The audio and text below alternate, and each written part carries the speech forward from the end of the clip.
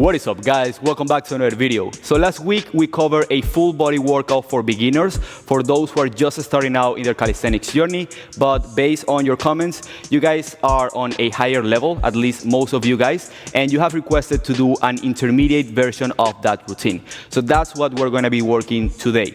The workout is going to be pretty similar, meaning that we are still going to be focusing on the essential movement patterns and the basic fundamental exercises that there are in calisthenics.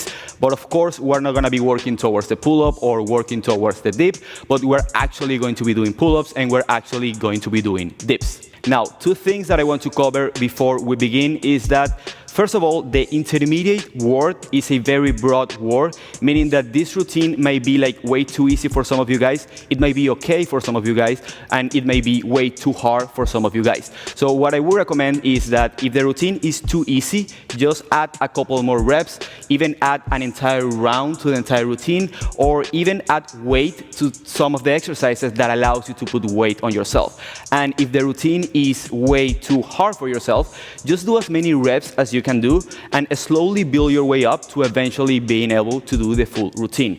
However, I will be giving you progressions for each one of the exercises so you can adjust all the exercises to your own individual level. The second thing that I wanted to cover is that we're going to be working on circuit style training, meaning that we're doing one exercise after the other with little to no rest in between the exercises. Of course, the rest in this particular case is going to be a little bit longer than what it should be in a circuit style workout, just because I talk a lot and I like to explain things in very detail. But you can always fast forward to the beginning of each exercise, or you can always watch the entire video and then do the workout at your own pace. But what I really wanted to cover about circuit style training is that you guys asked me if it was okay to do the previous routine in a reps and sets fashion, meaning that you do the first exercise, for example, today is going to be dips, and you do 3 sets of dips. Then you move on to the next exercise, which is going to be pull-ups. You do 3 sets of those, etc., etc. And the answer is absolutely yes. You can definitely work on reps and sets, and it's going to depend on your own specific goals. Both circuit style training and reps and sets training has their own benefits. It all depends, again, on your own specific goals. I'm going to make an entire video about the advantages and disadvantages of circuit style training, just because I think it is a topic that hasn't really been covered in the calisthenics community, and I know a lot of you guys are kind of confused about which one should you pick. So if you want me to make a video about that, please leave it in the comment section down below and I'll make sure to do a video about that. But just in summary for this routine, if you're working towards endurance, towards conditioning, and even muscle building, I would go for circuit style training. But if you're working towards pure raw strength or skills, I would go for reps and sets. However, this routine is set up in a way that we do pull, then we do push, then we do pull, then we do push, meaning that when you're pulling, your pushing muscles are resting. When you're pushing, your pulling muscles are resting. Therefore, it's a routine that it can actually be used for a strength. But again, I will leave all those details for an entire different video. Finally, again, we're going to skip the warm-up phase, just to keep this video short. And that's it. That's all I wanted to cover. Let's begin.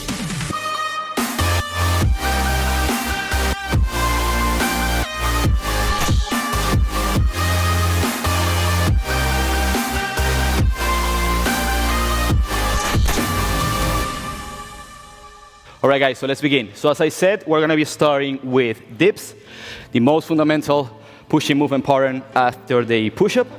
We're going to go for 12 of those. Again, if you can do more, go for 15, go for 20. I think 12 is a good number for an intermediate level. And again, if you cannot get to 12, just get to as many reps as you can and slowly build your way up to being able to do 12 dips. So let's go for 12 of those. Support yourself all the way up. Wrap your triceps in, open through the chest, slightly leaning forward, point your toes, your body's completely straight, your shoulders are pressing down, you are not shrugging right here. You keep that depression of the scapula while you're coming down with a slight angle leaning forward. Ideally 90 degrees on your elbows or a little more depending on your range of motion, then push yourself back up. That's for 1, let's go for 11 more.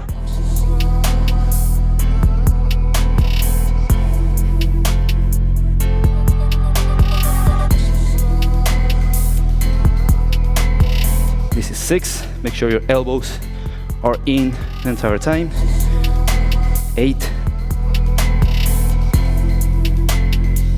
10, last 2, keep your elbows in, 11, and 12. Come down. Again, if you can do more than 12, go for 15. If 12 is too much, just do as many as you can, and on the next workout, try to do a couple more. The next one is going to be pulling, it's going to be pull-ups. This time we're gonna go for wide pull-ups, just a little wider than shoulder width. It's just a little bit harder, and we're gonna go for 8 reps, which I think is a good number for an intermediate level. But again, if you get to 5 or 6 and you gas out, just stop there, and on the next workout, try to do more than that. Let's go for 8 wide pull-ups. So shoulder width apart, go slightly to the outside, grab the bar. Then the first thing that you're going to do is bring your shoulders down into depression and then back into retraction, so your back is slightly arched, but your core is still forward. Your low back is not arching, your upper back is the one that is arching. Your toes are pointed. From here you pull from your elbows, your shin is over the bar, come back down. That's for 1, let's go for 7 more.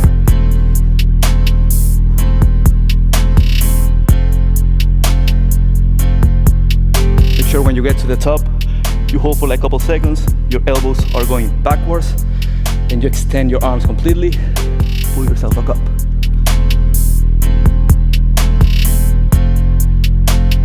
And 2 more. 7 and 8, and come back down.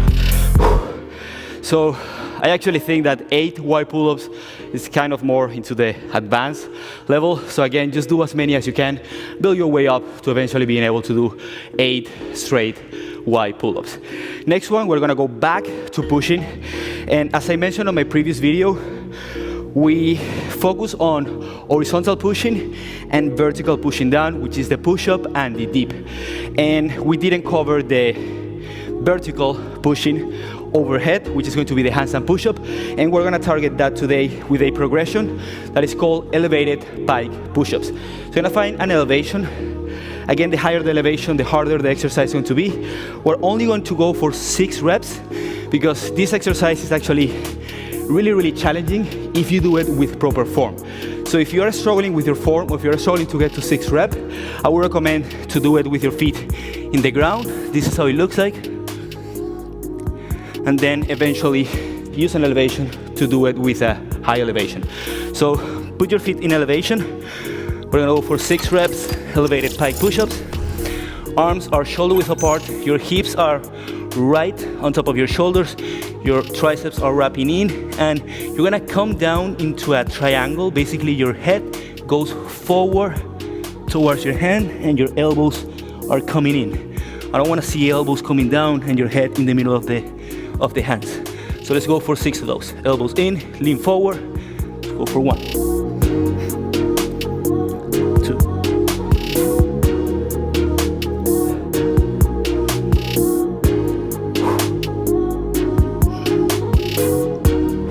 Last one, elbows in, keep your hips over your shoulders, lean forward and push on an upward motion instead of pressing back. Then come back down. Again, I believe 6 of elevated pike push-ups is a good number to shoot for if you're on an intermediate level. Again, if that's too hard and you find yourself like flaring your elbows out and breaking your form, just keep your feet on the floor and just do regular pike push-ups. Then we're gonna go back to pulling. We're going to do again a body row. Last time we did it with our feet in the ground. Now we're gonna find something to elevate our feet so we are completely parallel to the ground and the exercise is much harder. For this one, I mentioned before that you need to use rings if your feet are on the ground just to make it more versatile. But if your feet are on an elevation, you can actually use a bar or a rings. It doesn't really matter in this case. But for this one, put your feet on the elevation, arms are completely straight. First thing that you're going to do is engage your core so you're completely straight all the way from your toes, all the way towards your head. From here, your scapula retracted, meaning shoulders back, depress shoulders down towards your hips.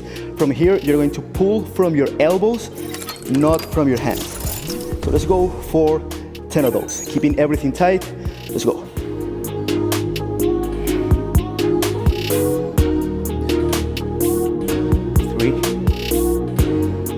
Once you get to the top, squeeze your back together. 4, 5, keep your body tight. 2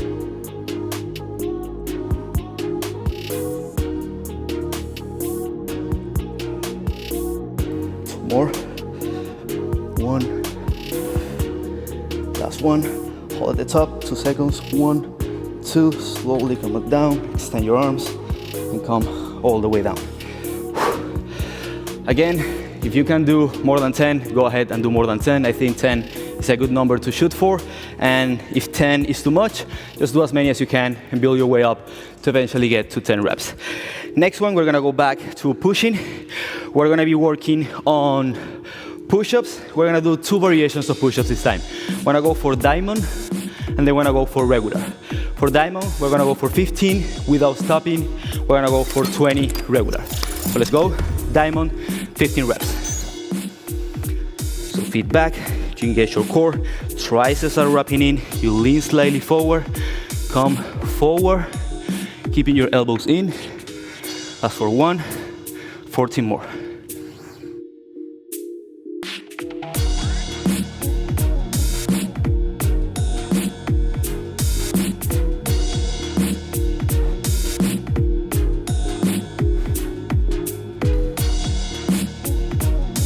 More. Let's go.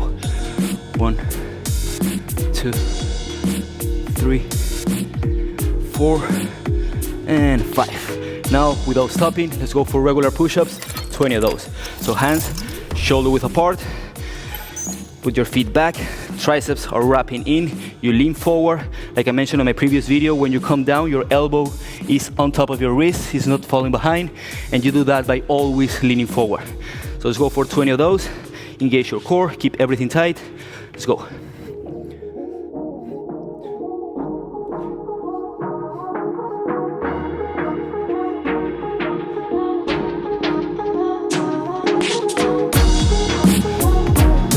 Ten more. Let's go.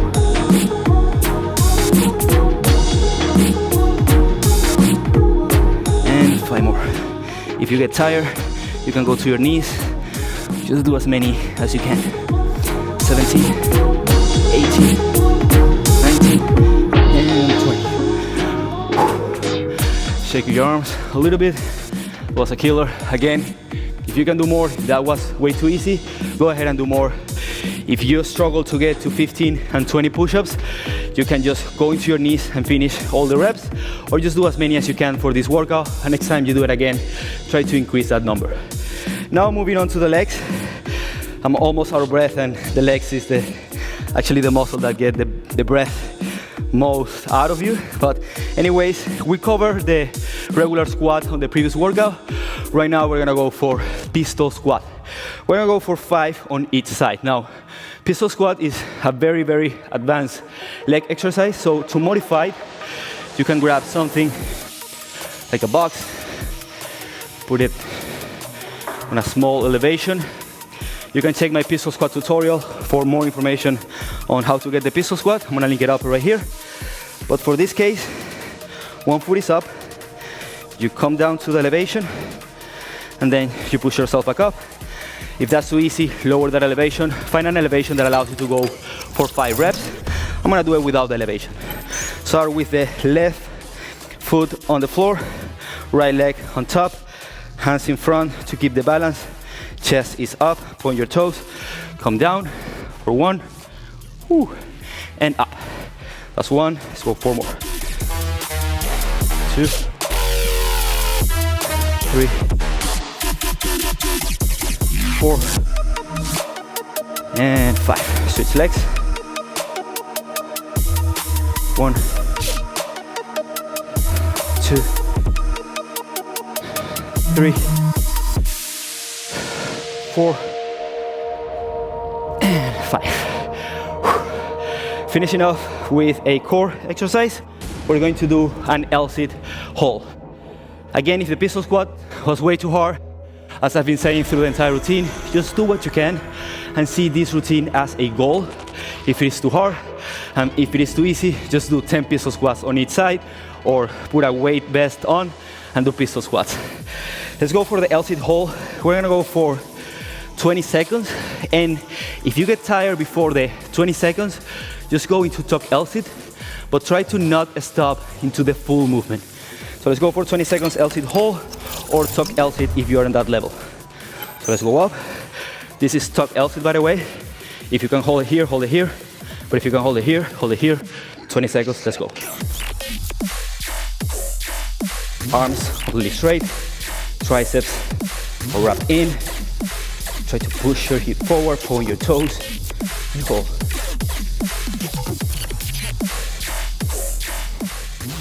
Last 5 seconds, 5, 4, 3, 2, 1, and come down.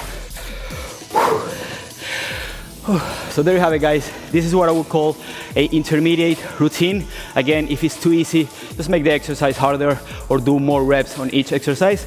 And if it is too hard, just do as many reps as you can. And the next time you go ahead and do this workout, try to do more reps or to make the exercises a little bit harder. You want to repeat this routine for 3 or 4 rounds if you're doing it in circuit style, or you want to be doing 3 to 4 sets of each exercise if you're choosing reps and sets style. Let me catch my breath. And that's it, guys. If you enjoyed this video, give it a big thumbs up to support the channel. Let me know in the comment section what else do you want to see. Let me know what do you want the advanced version of this workout to be about, and I'll make sure to do that in the next video. Let me know if you're interested in the advantages and disadvantages of circuit style training. And that's it, guys. Share this video with somebody that you want to challenge to do this workout with you. And if you haven't subscribed to the channel, make sure to subscribe so you don't miss any content in the future. And as always, guys, I'll see you all next week. Much love.